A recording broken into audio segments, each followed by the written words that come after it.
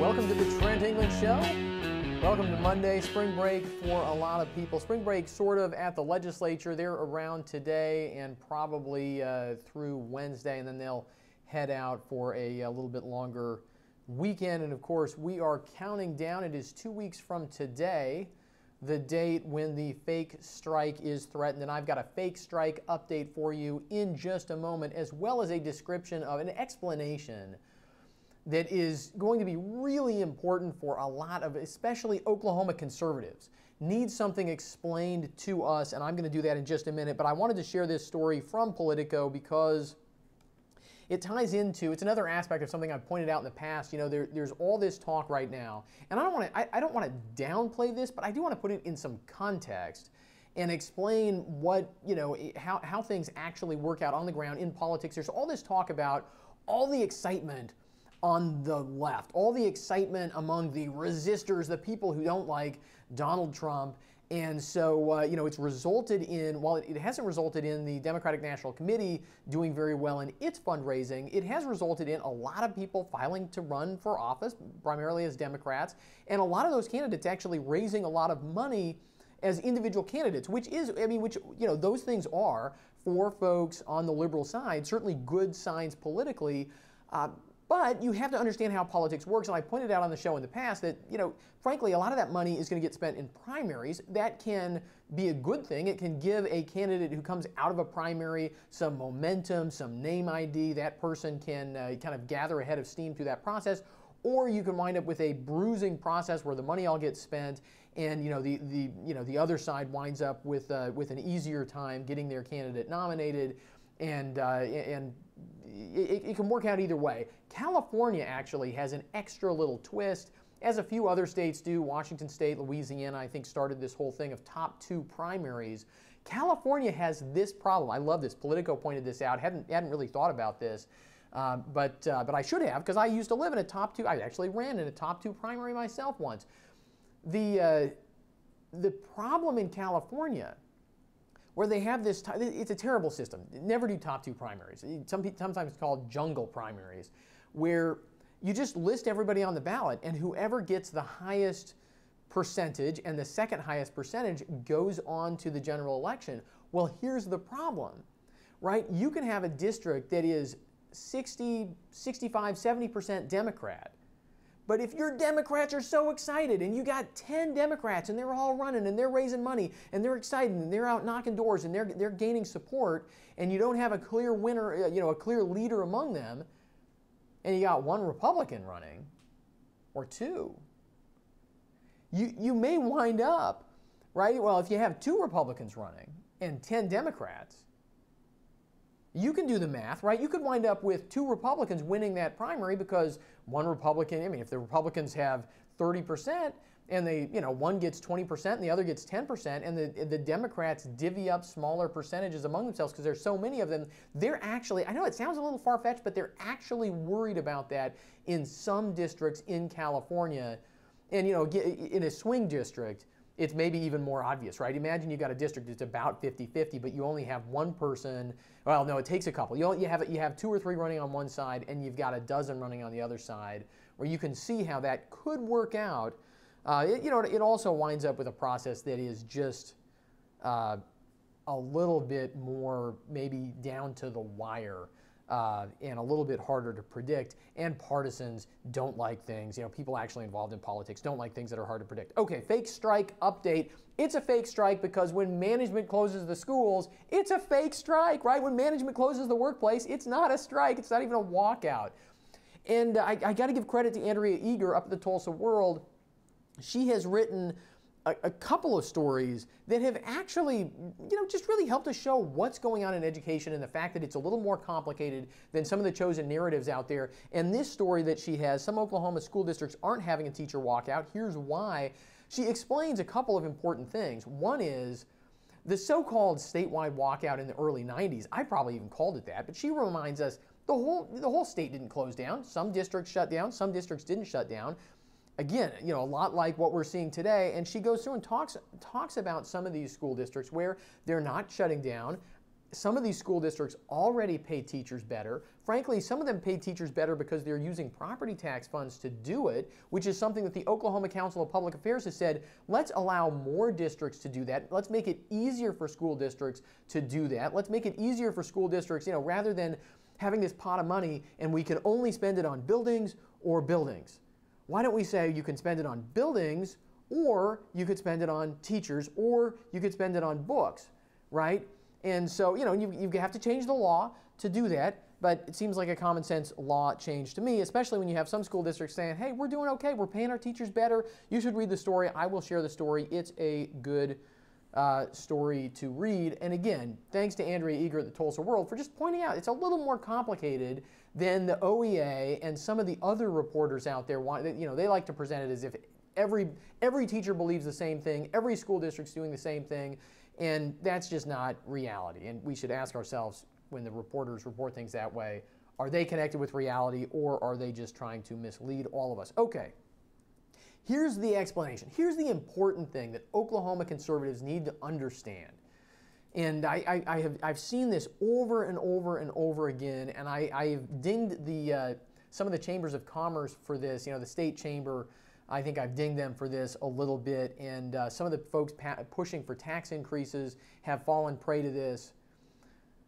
And that is the manipulation from media outlets, big national media outlets like the Washington Post and the Economist and the Huffington Post. We've seen a string of these stories from outside of Oklahoma trying to go after Oklahoma. Oklahoma's a failed experiment. Oklahoma's, they've got this wrong, they've got that wrong. And some conservatives get it. Some conservatives get it, but some conservatives don't. And sometimes even good conservatives who mostly get it, get a little, they're not sure. They're not sure how to deal with these things. They don't like it, especially if you're in business. I get it. If you're in business, you don't like it. It's not good for you.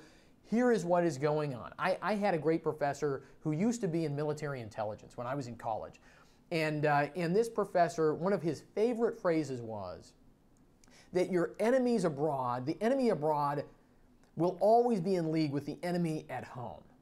And I'm sort of paraphrasing him. I usually don't talk about political opponents as being enemies. I don't think that kind of rhetoric is helpful. But look, the point stands, right? Oklahoma is a red state.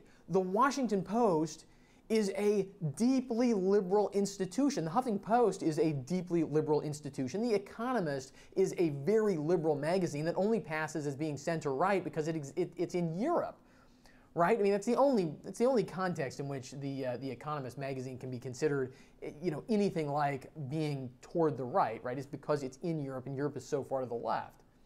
Right? These publications, and so what happens, and we saw people pushing for tax increases, we see the folks at Oklahoma Policy Institute, the liberal group up in Tulsa, they push these stories relentlessly. Why? Because they don't like Oklahoma as Oklahoma is. They don't like Oklahoma. They don't like that Oklahoma's a red state. They don't like that Oklahoma has a constitution that makes it hard to raise taxes because it requires a vote of the people. They don't like those things about Oklahoma. They want Oklahoma to spend more money, to have higher taxes, to have bigger government, to have less individual freedom, right? That is what they want. Now, so the question, though, is what do we do about it? Because I get it. I just said a minute ago, right? People don't like this. We don't like this as Oklahomans. If you're in business, if you're trying to hire people, I get it. You don't like it when the Washington Post writes hit pieces against Oklahoma, and understanding why that doesn't solve the problem for us, right? There's still at least a little bit of a problem there. So what do we do about it? Well, frankly, the most important thing we do about it, we do this on the Trent England Show from time to time, and I'm going to do it in just a minute here, is look, we understand what's going on in other states. This is the context that gets missed all the time in Oklahoma political debates. I see people say on social media, well, other states aren't like, we can't, we have a budget shortfall. They're not having budget shortfalls in other states. I have had Republican elected officials tell me, well, why is it just red states that seem to have these problems? Wait, why are you getting your news from the Washington Post? It's not a news outlet. It's a liberal think tank that runs a newspaper, right? Why are you getting your information from the Huffington Post? They hate you. They hate you, right? I mean, why would we take them at their word? Why don't we look around and see what's going on in the rest of the country? That's what I want to do right now. We could talk about Venezuela. I mean, that's You know, that's where the folks at Oklahoma Policy Institute, folks like that really get their way, right? We're gonna take over the economy. We're gonna control everything. We're gonna have a government that has all the power and can do anything to you. And, you know, I'm not even gonna talk about Venezuela today because we have seen how that goes. And some people start thinking, you know, they start seeing these things as caricatures, right? Which is actually really too bad. Let's talk about Connecticut, right? Connecticut, high tax. Connecticut, I mean, Connecticut is a suburb. For those who don't know your New England geography, right? I mean, Connecticut is a suburb of New York City. It's a very wealthy state with very high taxes. And, you know, even Connecticut's Republicans tend to be, although with some notable and admirable exceptions, Connecticut's Republicans tend to be liberal. Their Democrats tend to be very liberal. They have very high taxes in Connecticut. And if you follow the Trent England Show for very long, you know they couldn't even write a budget last year. They almost couldn't open their schools in the fall in Connecticut. This is a high-tax state, right? This is a state where the liberals in Oklahoma, the people at the Washington Post and the Huffington Post and the Economist, they have gotten their way in Connecticut for generations. All their policies are in place, all their high taxes, all their high spending is in place, and Connecticut is a fiscal disaster area. I've got this headline for you here from the Shoreline Times. In Connecticut, Wall Street watches as Connecticut budget gaps continue to pop up. One of the problems that they've had in Connecticut is they've raised taxes so far that people just leave. High income earners in Connecticut just move to Florida. They say, I've had it. They move to Florida, and some of their highest income earners in Connecticut have moved away. Their income taxes are so high and so progressive that you can have one taxpayer move out and cause a shortfall. And you know the only way to solve that? Well, ask the folks who used to run East Berlin, right? That's the only way to solve that, is Soviet style, right? I mean, literally, right? If you're going to allow people to be free, and you're going to have tax policies that are that bad, what else though? So high taxes, driving people away. What else? Connecticut, they are out there. This story was just from a couple of days ago. They're out there assuring people, no, we promise we're not going to default on our pension bonds. Right? They have to go out, they have to wander around the market promising people we won't default on we're not going to default on our pension bonds, right? I mean, this is way beyond the challenges that we have in Oklahoma. And don't ask me, you know, I know nobody watching this program is going to say, well, the Washington Post not writing stories about Connecticut. Of course they're not, right? They're going to downplay the bad things that happen in Connecticut, New Jersey, we're going to get to in just a minute, Washington State, California. We're going to swing through all these places and see what's going on in these other states. They're not going to talk about those things. It doesn't serve their interest as liberals to point out the disaster areas that they themselves have created. New Jersey. New Jersey is moving to further underfund state pensions. What they're doing here, I'll just sketch it out really quickly. Right now, they say they expect a 7% return on their investments for their pension funds. They're saying, well, for the next 5 years, we're going to expect a 7.5% return on our pension investments. Then we'll go back to 7 in the future, because we know that's actually responsible. If we say 7, that's more responsible than expecting 7.5. But if we say 7.5, that means that every city and the state of Connecticut, every government in Connecticut that has to put money into pensions every year, gets to put less money into pensions for the next 5 years, right?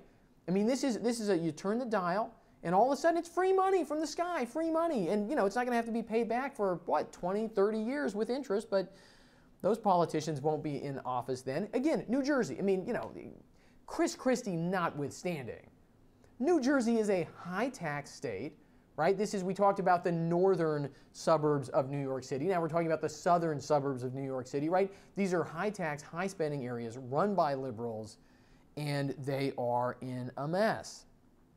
Okay, what else do we have? I'll tell you a Washington State story. This was also just from last week, and then we'll get to California, which is really, really a big looming problem for the whole country, frankly.